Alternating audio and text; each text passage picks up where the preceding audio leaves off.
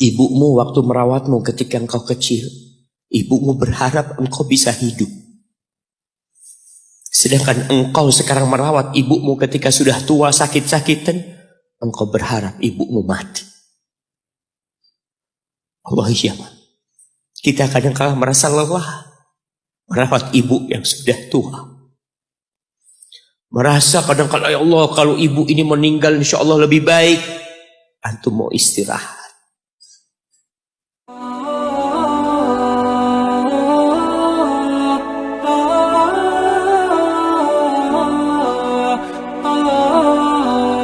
Ketahuilah jamaah bahwa umat Islam tidak kenal dengan hari ibu. Sekali lagi muslimin, kita nggak kenal dengan hari ibu. Kenapa? Karena semua hari kita milik ibu kita. Pantaskah ibu kita? Pantaskah ibu kita yang hamil kita selama 9 bulan melahirkan kita, mempertaruhkan nyawanya,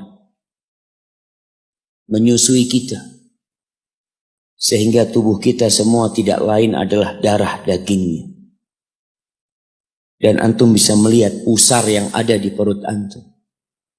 Antum kalau mandi antum lihat pusar antum. Dari situ antum pernah minum darah ibu antum selama 9 bulan. Dari sana. Pantaskah orang yang berkorban segala-galanya buat kita dapat 1 hari dari kehidupan kita? Hanya sehari. Hanya sebuah hadiah.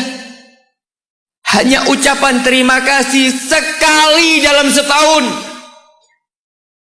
Dalam 354 hari. Dalam setahun berapa hari jemaah? Dalam setahun berapa hari? 354 atau 355. Itu umat Islam. Kalender Hijriah. Tapi kalau antum pakai kalender Masehi 360, 65. Kita umat Islam. Apakah pantas ibu kita hanya dapat 1 hari? Kata Nabi SAW, "Raghima anfuh, thumma raghima anfuh, thumma raghima anfuh, qila man ya Rasulullah."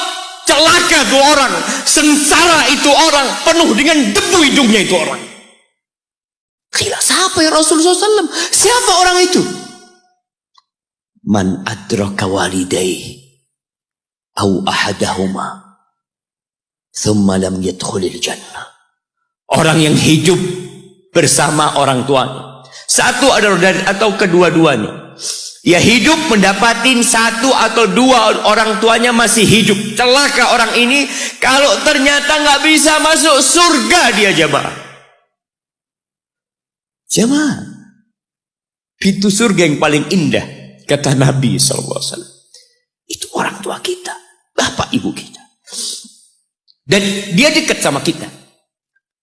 Dialah yang melahirkan kita. Dialah yang punya jasa besar sama kita. Kalau kepada mereka antum nggak bisa masuk surga lewat keduanya, antum mau lewat pintu yang mana masuk surga?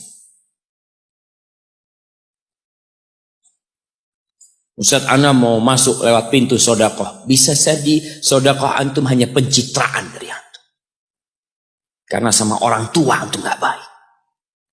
Antum berbuat baik sama umat manusia. Antum bangun masjid. Antum bantu anak yatim. Sama orang tua sendiri gak baik. Berarti antum riak selama ini berbuat. Wallahi jamaah, kita perlu lihat awsatu abwabil jannah.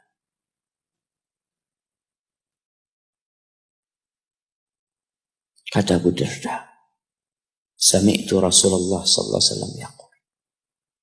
Aku mendengar Rasulullah SAW bersabda, al-walid awsatu abwabil jannah. Orang tua itu pintu surga yang paling indah. Fa in syi'ta fa'adi dzalikal bab aw ihfazhu. Kalau engkau mau, engkau buang itu pintu. Kalau engkau mau, engkau jaga itu pintu. Wallahi jamaah, nggak main-main urusan berbakti sama orang tua. Sebagian umat Islam hidup dengan gaya orang-orang kafir. Memang di barat itu, mungkin nggak semuanya. Itu anak kalau umur 18 tahun itu sudah bebas. Dia mau berbuat apa, orang tuanya tidak bisa intervensi. Makanya kadangkala ya ada umat Islam di sana jamaah. Di Amerika, anak punya teman dia lagi ziarah ke rumah temannya dari Jamaika. Dia tanya, mana putrimu Fulanah kemana? Kata bapaknya, nggak tahu. Sudah mau jadi pelacur, mau jadi penyanyi, mau jadi apa? Orang tua sudah tidak bisa intervensi. Itu dalam kehidupan mereka. Dan mereka juga anak-anak tidak ada kewajiban untuk memberikan nafkah kepada orang tuanya. Dalam budaya mereka selesai sudah. Sehingga banyak di sana panti jompo. Tempat orang tua dititipkan di sana. Kenapa? Karena anaknya udah hanya mengingat ibunya setahun sekali. Mengingat, nggak ada hari bapak, ada hari bapak jamaah. Ada. Belum. Ada hari bapak. Di Indonesia ada. Tanggal berapa? Anak kok nggak pernah dapat hari bapak ya? Jamaah. Kunu du'atan wa antum saumitun. Pesan salah satu ulama mengatakan, jadilah kalian penyeru kepada Islam. Juru dakwah dalam kondisi antum diem. Nggak bicara, tapi antum pendakwah. Bingung gimana mau jadi pendakwah Ustaz kalau diem. Dikatakan bil akhlak. Dengan akhlak kalian. Ada seorang suami istri bawa ibunya. Kalau nggak salah dari Timur Tengah sana dibawa ke Amerika. Berobat ibunya. Itu yang perempuan itu istrinya. Itu nangis terus jagain ibunya. Di ruang ICU dia nunggu di luar. Dia tungguin ibunya. Suaminya kadang-kala keluar. Perawatnya itu heran ngelihat dia ini penampilannya gak seperti biasanya di Amerika. Maka perawatnya penasaran tanya, "Anti kok nangis terus?" kata dia. "Siapa yang sakit ini?" Kata perempuan itu, "Mertua anak," kata dia. "Mertua? Anti begitu pedulinya sama mertua anti," kata dia. "Ana sama ibu ana sendiri gak tahu kemana ibu ana. Ana hanya ingat sekali dalam setahun ana kirim hadiah buat ibu ana." Kata. Lalu perempuan ini mengatakan, "Ana muslimah." Kata, "Aku seorang muslim." "Apa itu Islam?" kata dia. Diceritakan tentang Islam sama dia. Akhirnya wanita ini tertarik untuk masuk Islam. Dikasih buku, berangkat ke Islamic Center, masuk Islam jamaah. Hanya melihat akhlak seorang muslim berbakti kepada orang tuanya. Hanya melihat. Dia nggak bicara apa-apa. Ahibati fillah.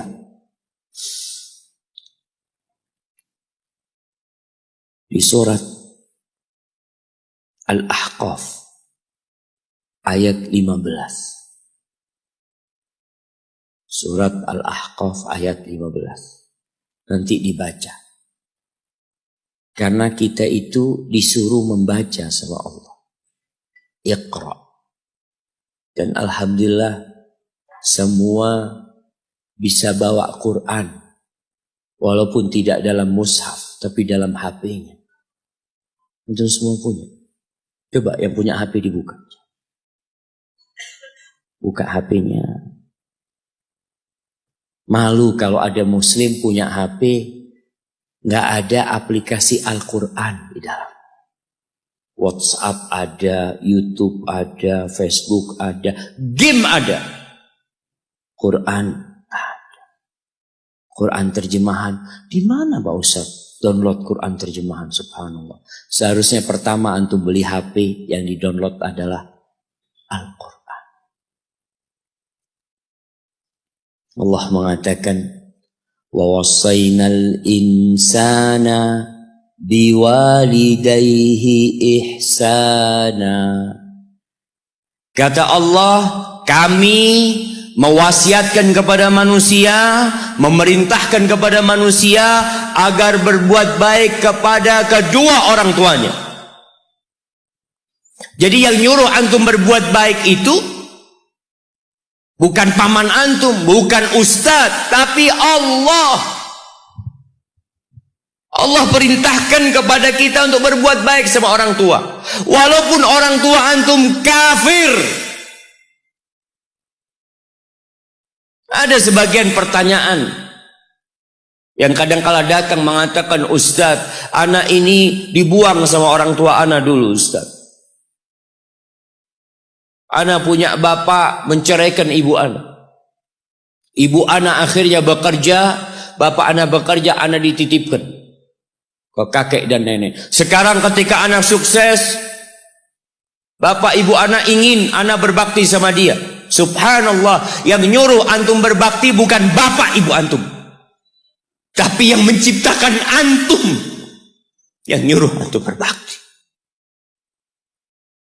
Cukup tubuh antum itu berasal dari darah orang tua antum. Lalu antum berpikir gak mau berbakti sama orang tua. Yang orang tuanya jahat sama dia, merasa dizalimin sama orang tua.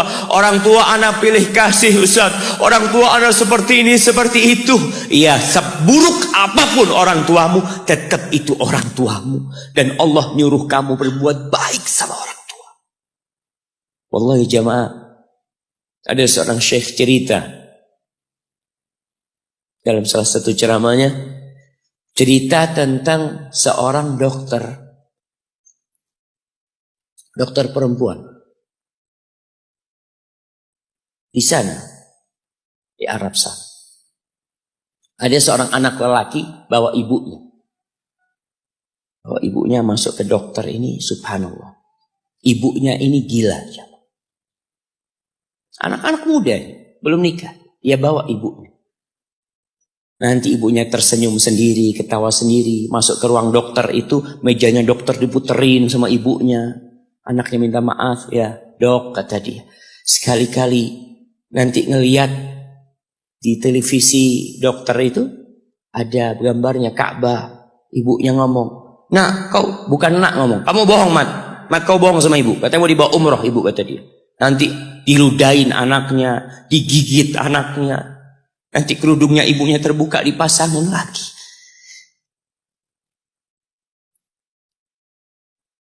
Itu dokter tanya sama anaknya, ini siapa? Ibu anak, kata dia.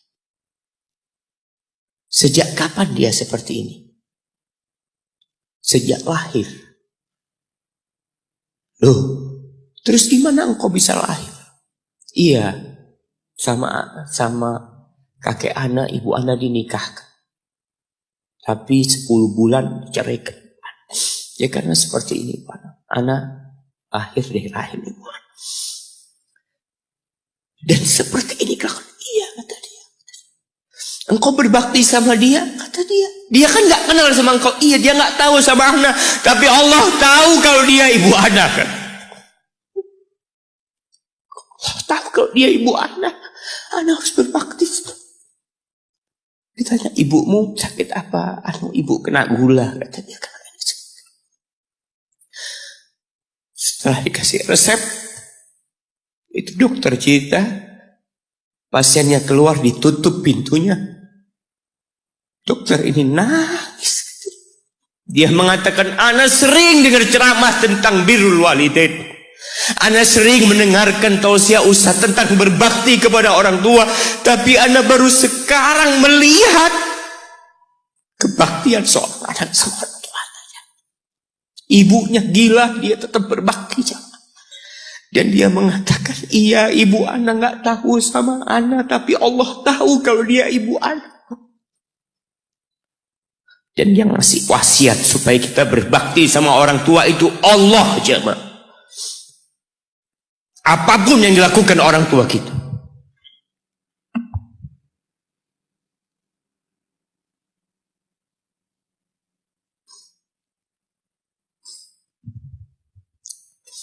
Apalagi ibu.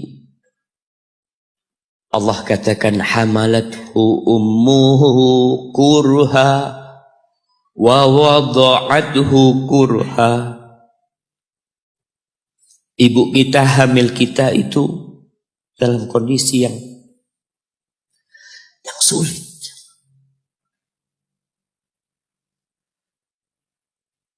Ada ibu yang harus bed rest demi anaknya lahir. Demi kita lahir, ibu kita itu bed rest. Capek dikit keluar darah. Ada yang harus hamil kita dalam kondisi dia ditinggal sama suami. Dia harus cari nafkah sendiri. Ada yang harus muntah-muntah demi kita. Allah. Lalu kita berdiri buat ibu kita, capek. Diceritakan seorang, ya kita semua tahu ceritanya, tentang 3 orang yang masuk ke dalam gua. Kemudian gua itu tertutup dengan batu yang menggelinding. Lalu mereka bertawasul dengan amal soleh mereka. Salah satunya yang mengatakan, ya Rabbi, Allahumma, ya Allah, aku punya 2 orang tua. Aku punya 2 orang tua. Yang aku senantiasa memberikan susu kepada keduanya sebelum keluarga yang lain minum susu. Dia sudah menikah, dia punya istri, punya anak. Pada suatu hari, ya Allah, aku kejauhan cari rumput. Sehingga aku balik dalam kondisi orang tua sudah tidur. Maka aku peraskan susu buat keduanya, ya Allah. Allah tahu, tapi dia mau cerita sama Allah. Dia ingin tawasul dengan amal soleh dia. Lalu aku taruh di wadah. Aku datang ke bapak ibuku, mereka tidur. Maka aku berdiri di hadapan kedua. Jamaah, bukankah bisa dia taruh di sebelah meja ibunya susu itu? Dia ambilkan meja, taruh di sana, dia bisa tidur. Dia sudah berbakti sama orang tuanya dengan seperti itu. Tapi anak ini tidak. Aku berdiri, ya Allah, aku nggak ingin membangunkan keduanya. Dan aku terus berdiri, aku pegang itu susunya. Sampai mau subuh bangun, aku serahkan kepada kedua. Anak-anaknya nangis minta susu. Kata dia, lah, sampai bapak ibu aku minum. Kalian jangan minum. Kita kadang-kala sudah menikah lebih peduli sama istri kita. Lebih peduli sama anak-anak kita. Nggak ada hadis yang mengatakan anak itu pintu surga, jemaah. Yang ada itu orang tua pintu surga. Kita peduli sama anak-anak kita. Beli oleh-oleh buat istrinya. Ditelepon istrinya mau apa, kepingin apa. Pernahkah engkau telepon ibumu? Tanya, Umi kepingin apa, Umi? Ana lagi dalam perjalanan, Umi. Jamaah. Itu anak, Masya Allah. Dia berdiri. Kenapa dia kuat, jamaah? Karena dia tahu Allah yang nyuruh dia berbakti. Mungkin tidak ada yang melihat berdirinya dia. Tapi Nabi ceritakan berdirinya dia. Dari malam jamaah sampai pagi. Berapa jam dia ingat ibuku hamil aku 9 bulan. Capek. Ana semakin tahu dengan tugas besar seorang ibu dan pengorbanan seorang ibu. Setelah Ana menikah. Setelah Ana tahu bagaimana istri Ana hamil. Ketika dia harus tidur gak enak. Makan muntah. Muntah aja Ana melihat istri Ana sampai lemas. lemes dia. Ana ingat begini ibu ana hamil. Lalu kita lupa jemaah. Kita sok sukses. Mungkin engkau lebih sukses dari orang tuamu. Tapi kalau nggak ada bapak ibu, engkau nggak akan pernah lahir di muka bumi. Allah ceritakan ibunya hamil dia. Wa wada'athu kurha. Dan melahirkannya dalam kondisi sulit. Kadangkala perut ibu kita itu disobek. Demi kita keluar dari perut ibu kita. Antum meninggalkan luka di ibu.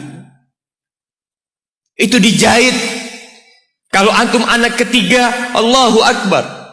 Berapa kali dibelah perut ibu kita coba. Tubuhnya jadi jelek gara-gara kita. Tapi dia nggak peduli, yang penting antum lahir dengan selamat. Kalau ibu kita dikasih pilihan, ini nggak bisa diselamatkan dua-dua. Salah satunya akan meninggal dulu. Kira-kira apa kata ibu antum? Iya, nggak apa-apa dok, selamatkan bayinya dok. Nggak apa-apa dok, biar dia lahir dok. Subhanallah. Berapa banyak ibu yang meninggal dunia ketika dia melahirkan anak. Wa hamluhu wa fisaluhu 30 syahra. Hamilnya dan menyusuinya itu 30 bulan. Artinya bukan ketika antum lahir selesai lelahnya ibu kita. Memang ketika antum lahir dengan selamat, Allahu Akbar. Ibu itu lupa dengan rasa sakit dia 9 bulan. Ibu itu lupa dengan jeritan dia mengeluarkan kita ketika kesakitan. Itu lupa. Dia tersenyum, dia bawa anaknya, ditaruh di dadanya. Allahu Akbar. Kalaupun ada air mata yang menetes, itu air mata kebahagiaan orang tua dengan hadirnya kita di muka bumi ini. Lalu kita bisa berjalan. Kita nggak bisa apa-apa lahirnya. Allah rekam kebaikan ibu kita. Kita disusui sama ibu kita. Berapa bulan? 2 tahun. 24 bulan disusui. Mungkin ada yang kurang, mungkin ada yang lebih. Tapi yang jelas kondisi kita tidak bisa berbuat apa-apa. Kita hanya bisa menangis jemaah. Antum lapar menangis, buang kotoran menangis. Siapa yang datang membersihkan kotoran antum? Ibu antum. Yang gendong antum siapa? Ibu antum. Dia susui. Subhanallah, sampai anaknya agak besar sedikit, diajari bicara sama ibunya, diajak ngomong sama ibunya, diajarin berdiri sama ibunya, diajarin berjalan sama orang tuanya. Allahu Akbar. Kemudian ketika antum sukses, antum berangkat ke luar negeri, antum berangkat ke luar kota, meninggalkan kedua orang tua antum, boleh, asalkan dengan ridho orang tua antum. Kalau ibu antum telepon, antum di Batu sini, kuliah, sampai sukses jadi pengusaha di sini. Ibu antum di kampung telepon, nah ibu ingin kau balik ke kampung. Jangan pernah mengatakan, bu anak kerjanya di sini ibu. Saya ditugaskan di sini, tinggalkan semua pekerjaanmu, pulang ke rumah. Ustaz, gimana dengan istri dan anak-anak anak? Yang ngasih makan istri sama anak-anak antum itu Allah Jalla Jalla. Bawa pulang ke kampung. Hidup sama ibu antum. Jamaah, ada seorang sahabat yang izin untuk berjihad. Izin untuk mendapatkan surga yang paling tinggi. Izin untuk bisa memberikan syafaat kepada 70 dari keluarganya. Kalau dia mati syahid, dia datang kepada Nabi SAW, ditanya, bapak ibumu hidup? Iya, kata dia, pulang engkau ke sana. Fazammal jannah, di sana ada surga. Ilzam rijlayya, engkau tetap di kaki ibu. Ini mau jihad, bukan mencari fulus ya, Mak. Bukan mau cari kenikmatan dunia, dia mau cari surga. Tapi pintu surga yang paling baik orang tua dapat jauh-jauh.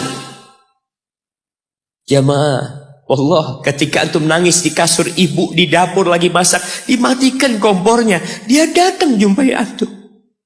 Antum lihat, anda sering lihat ketika kajian, bagaimana seorang ibu yang gendong anaknya yang nangis.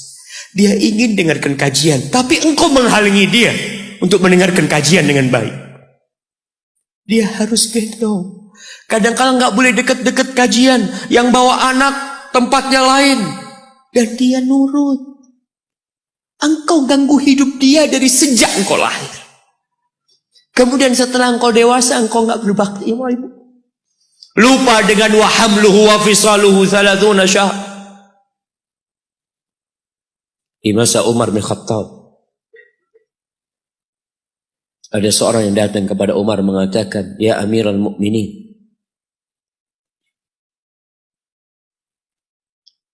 aku ini jadi kendaraan buat ibu. Aku ini yang membersihkan kotoran ibu. Dan aku palingkan wajahku. Ibuku sudah lumpuh, gak bisa apa-apa. Dan aku berusaha untuk berbakti sama dia. Aturani qad jazaituha. Gimana menurut? Apakah aku sudah balas kebaikan ibuku?" Kata Umar, "La." Kata dia, "Enggak, belum. Ya Amirul Mukminin, bukankah aku sekarang ini telah berbuat kepada ibuku seperti ibuku berbuat kepadaku waktu aku kecil?" Artinya sama pekerjaannya sekarang ini. Aku yang menyuapin ibuku, aku yang membersihkan ibuku, yang mengantarkan dia ke kamar mandi. Semua yang pernah dilakukan ibuku, kira-kira sudah aku lakukan semua sekarang. Kata Umar, enggak sama. Kata dia. Ibumu waktu merawatmu ketika engkau kecil, ibumu berharap engkau bisa hidup. Sedangkan engkau sekarang merawat ibumu ketika sudah tua sakit-sakitan, engkau berharap ibumu mati. Allah, iya. Kita kadang-kadang merasa lelah merawat ibu yang sudah tua. Merasa kadang-kadang, ya Allah, kalau ibu ini meninggal insya Allah lebih baik. Antum mau istirahat. Allah, iya. Belum. Suatu hari tatkala Abdullah bin Umar tawaf, ada seorang yang menggendong ibunya. Sambil dia bersenandung mengatakan, "Inni anal ba'iru hal mudhallalu in udhirat rikabuha lam udhar." Aku ini adalah tunggangan ibuku yang taat dan patuh. Kalau tunggangan-tunggangan lain itu dikagetin, kaget. Aku tidak pernah membuat ibuku kaget di atas punggungku. Lalu bertemu dengan Abdullah bin Umar bin Khattab. Ia bertanya, "Kira-kira aku sudah balas enggak kebaikan ibuku? Aku ini bawa ibuku dari Yaman. Dari Yaman. Mungkin 2000 kilometer. Dia gendong ibu. Sampai melaksanakan ibadah haji semua dia di punggung, ibunya di punggungnya. Dia tanya, aku sudah balas enggak kebaikan ibuku?" Apa kata Abdullah bin Umar bin Khattab? "Wala bitalqatin min talaqat." Rasa sakit ibumu ketika dia mengeluarkanmu, yang ibu itu kesakitan, satu rasa sakitnya belum engkau balas. Bagaimana dengan kebaikan dia yang lainnya? Tapi engkau telah berbuat baik kepada ibu. Maka kita nggak boleh merasa sudah berbuat baik sama ibu kita. Apalagi merasa sudah balas budi. Na'udzubillah min dzalik. Ridallah fi ridal walidain. Keridhaan Allah bergantung kepada keridhaan orang tua kita. Wa sukhtullah fi sukhtil walidain. Dan kemurkaan Allah bergantung dengan kemurkaan kedua orang tua kita. Wa an a'mala salihan tardah. Bantulah hamba untuk beramal saleh yang kau ridhain. Wa aslih li fi dzurriyyati. Dan perbaiki aku di anak keturunanku ya Allah. Jamaah, balasan untuk orang yang berbakti kepada orang tuanya kontan Allah bayar di dunia sebelum di akhirat. Balasan buat orang yang durhaka sama orang tuanya kontan nih, dibayar di dunia sebelum di akhirat. Ma min dzambin ahaqqu an yu'ajjilallahu lahul uquba fid dunya ma'a ma yudakhiru lahu fil akhirah minal baghi wa qati'atir rahim wa fi riwayah wal uquq. Tidak ada dosa yang lebih pantas untuk dibalas di dunia sebelum di akhirat nanti daripada kezaliman dan kedurhakaan kepada orang tua. Jadi kalau bicara berbakti sama orang tua, itu bukan kita ngasih tahu sama anak kita, nah kamu harus berbakti sama orang tua, nah kamu harus seperti ini pada orang tua. Nggak perlu. Anak-anak itu perlu contoh dari bapak dan ibu. Berikan contoh, dia akan berbakti. Ingat seorang anak yang dia tinggal sama bapaknya. Bapaknya tinggal sama dia. Bahasanya bapaknya tinggal sama dia. Berarti bapaknya ikut dia. Bukan dia yang ikut bapak. Sudah tua bapak. Istrinya kurang suka sama bapak. Ya udah tua ngerepotin. Akhirnya istrinya usul. Gimana kalau bapak ditaruh di atap? Jadi rumah itu ada atap, ada kamar biasanya di sana di Arab sana. Akhirnya si suami nurutin istri. Mengatakan, ayah keberatan enggak kalau tinggal di atas? Oh enggak apa-apa nak, yang penting kau seneng nak. Bayangkan. Wallahi orang tua kita itu. Yang penting anaknya bahagia. Akhirnya dipindah ke atas.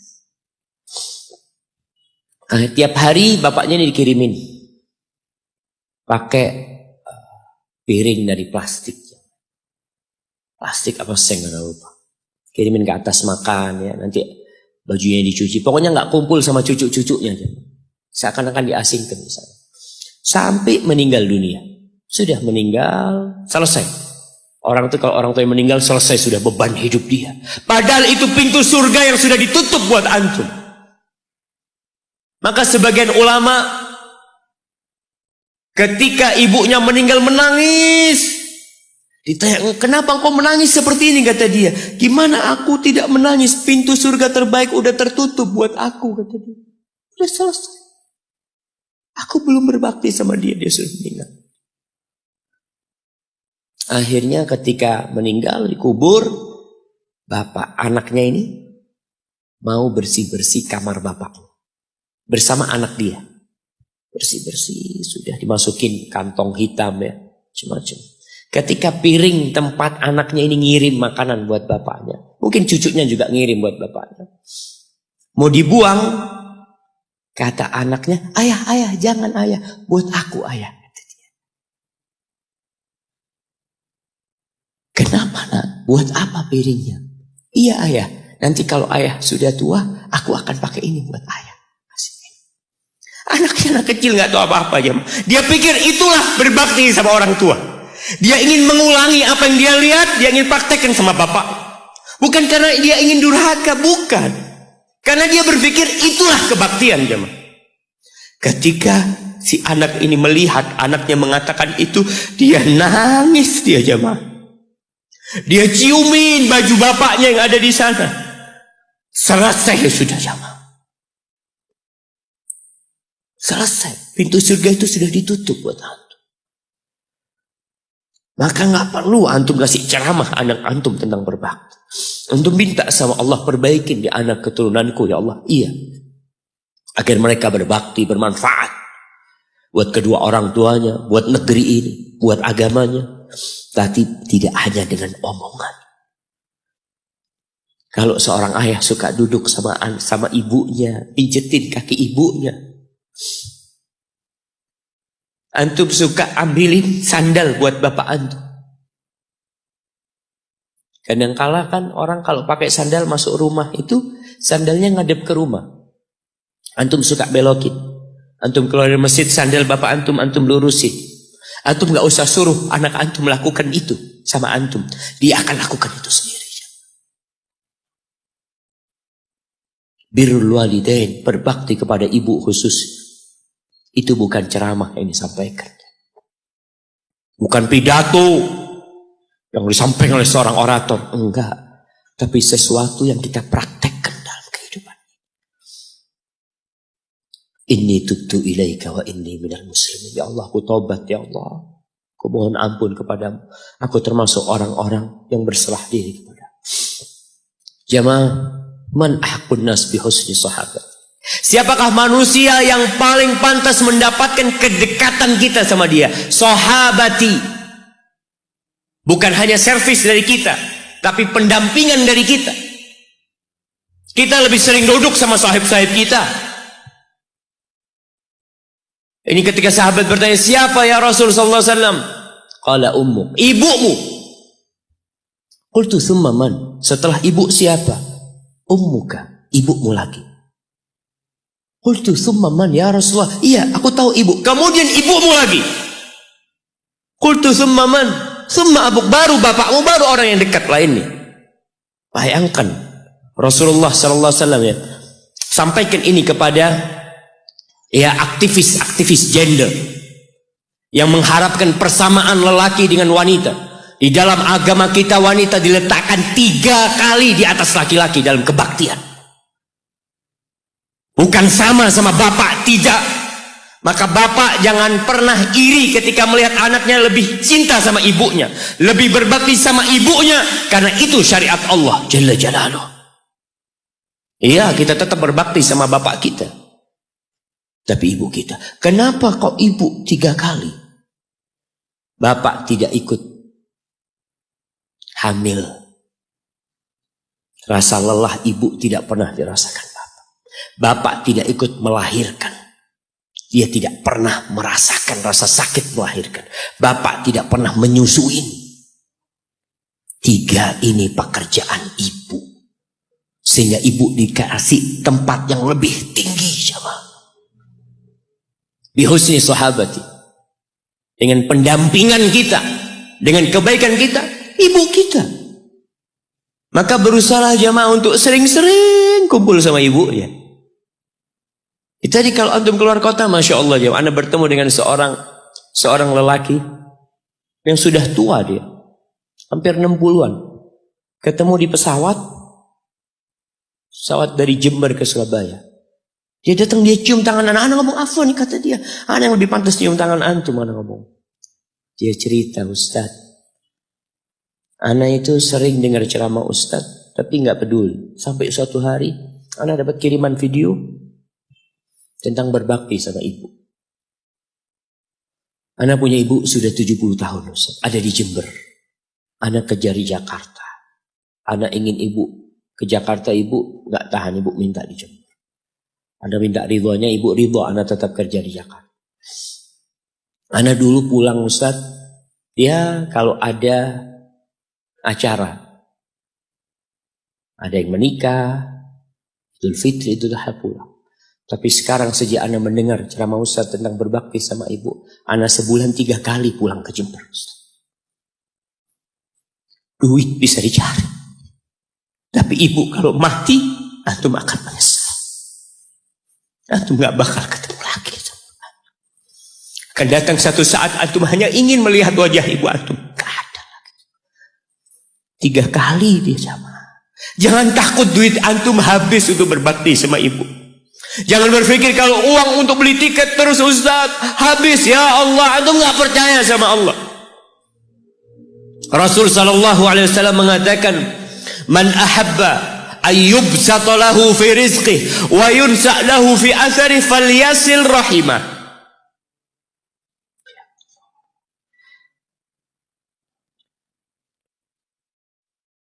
Barang siapa yang ingin rizkinya diluaskan, barang siapa yang ingin umurnya dipanjangkan, apa yang dia lakukan? Sambung rahimnya.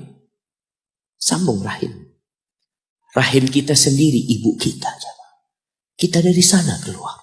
Itu yang paling berhak mendapatkan kebaktian kita. Antum jangan takut kehabisan waktu.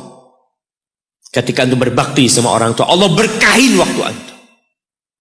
Jangan takut duit antum habis, Allah lipat gandakan apa yang antum keluarkan. Tapi kadang-kala kita nggak yakin. Kita berpikir hitung-hitungan, aduh anak kalau ngasih orang tua berangkat pulang berapa, kalau dihitung aduh nggak masuk Ustaz hitungannya. Antum biarkan malaikat yang itu. Kiraman katibin ya'lamuna ma taf'alun. Allah tuh punya malaikat-malaikat mulia yang tugasnya mencatat. Dia tahu dengan apa yang antum kerjakan. Biarkan mereka yang mencatat. Biarkan mereka yang menghitung. Wallahi jamaah, kita tuh disuruh dekat sama orang tua kita.